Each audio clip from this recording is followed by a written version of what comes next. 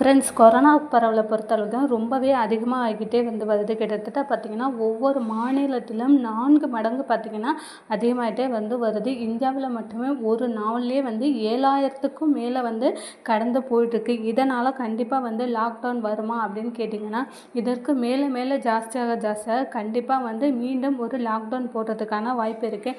ஆனால் பார்த்திங்கன்னா பலவித ரெஸ்ட்ரிக்ஷனோட லாக்டவுன் போடுவாங்க. ஸ்கூலு, காலேஜு இதெல்லாம் ஃபுல்லாக ஷட் டவுன் பண்ணாமல் கேப் விட்டு வர்றதுக்கான வாய்ப்பு இருக்குது. இப்போ பார்த்திங்கன்னா எல்லா மாநிலத்திலுமே கம்பல்சரி மாஸ்க் அணிய சொல்லியிருக்காங்க. நீங்கள் வெளியில் போகிறீங்க, வீட்டை விட்டு வெளியே போகிறீங்க அப்படின்னா கண்டிப்பாக கம்பல்சரி நீங்கள் மாஸ்க் போட்டுட்டு போடுங்க. அப்போ தான் கொரோனா பரவலை நம்ம தடுக்க முடியும்.